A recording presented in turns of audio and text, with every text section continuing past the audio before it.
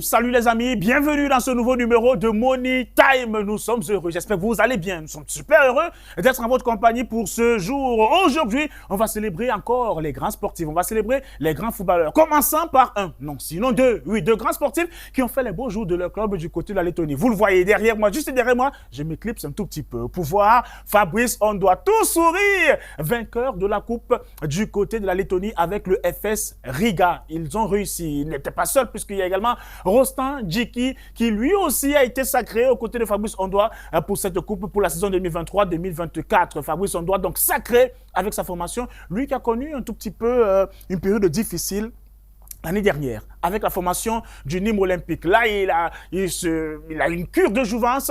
À 28 ans, le portier camerounais se porte bien. Mais attention, au niveau international, ça ne se passe pas bien que cela. Regardez bien ce tableau. Alors, que signifie ce tableau? C'est la dernière apparition de Fabrice Ondoa avec les Lions indomptables. Nous sommes le 27 janvier 2024 du côté du stade Félix Houphouët-Boigny. Le Cameroun rencontre le Nigeria avec un certain Lookman, qui a inscrit 2 buts. Fabrice, on doit regarder juste là, tout en bas. La note qu'on lui avait attribuée était une note de 5,7. Le portier camerounais, depuis le 27 janvier, n'a plus été vu en sélection chez les Lions indomptables. Ondoa qui a simplement été ignoré, snobé par le sélectionneur des Lions indomptables. À 28 ans, une nouvelle cure de jouvence en club, mais en équipe nationale, Ondoa est presque déclaré persona non grata.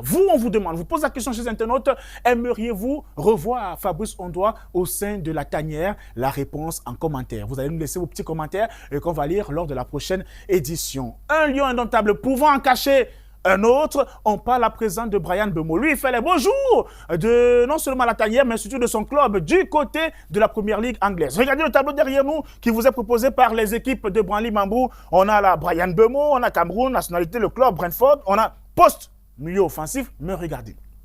25 ans et le plus important, pourquoi est-ce qu'on parle de Bryan Mbeumo? Parce que c'est l'homme en forme.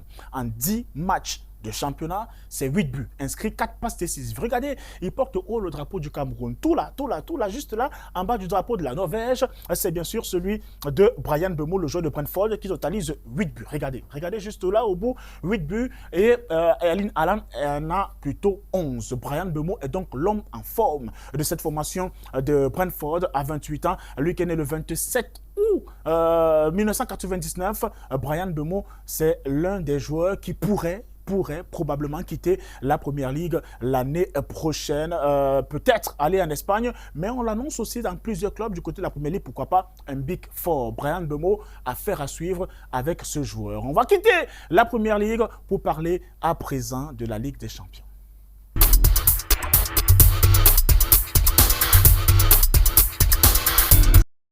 La prestigieuse compétition européenne reprendront droit de cité ce soir. Aujourd'hui, place à la 4e journée. Mais quelles affiches nous attendent sur les différentes antennes des différents bouquets qui vont diffuser ces rencontres de Ligue des Champions. Regardez d'abord le tableau qui nous est proposé par les équipes de Branly Mambou. La Ligue des Champions qui revient avec un certain Lille, Juventus, Liverpool, Bayer Leverkusen. Mais surtout, ce gros match, Real de Madrid, Milan AC. Real de Madrid, Milan AC, c'est 22 Ligues des Champions à eux seuls.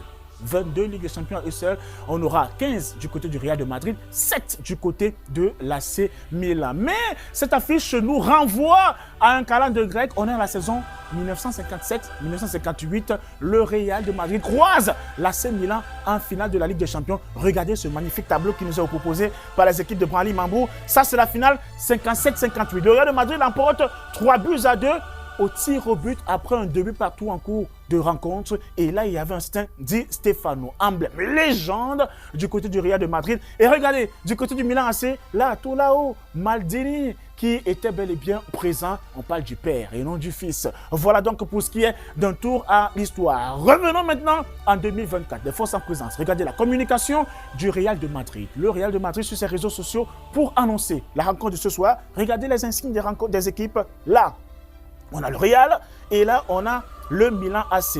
Qui, pour porter cette grande affiche, c'est le projet du Real de Madrid sur les 5 dernières années, prochaines années, pardon. On en a parlé lors de notre précédent podcast.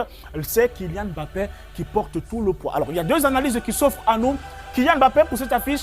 D'abord, certains pense que Kylian Mbappé, s'il est sur cette affiche, c'est simplement parce que le Real de Madrid le considère comme son projet, son fer de lance, la star de l'équipe. C'est lui qui va porter cette équipe sur les 5 prochaines années. D'autres, en revanche, estiment, et c'est pas bête comme réflexion, que si le Real de Madrid, pour cette soirée Ligue des Champions, puisque du côté des merengues, on pense que la Ligue des Champions est plus importante que le championnat. Donc pour l'événement le plus important du club, voir Kylian Mbappé et le contexte qui s'y est, c'est lui mettre un peu plus de pression à Kylian Mbappé, au jeune attaquant français, pour lui dire c'est sa soirée, c'est son match, il faut être présent, enfin répondre présent dans une grande soirée, dans un grand match, un match historique, un classique du football européen, le Real de Madrid face au Milan AC. C'est bien sûr ce soir à partir de 21h, heure du Cameroun. Mais avant de se quitter, célébrons ce garçon joyeux anniversaire. Et justement, Benjamin Elliott, un an de plus ce jour, il a 22 ans. Il évolue du côté de la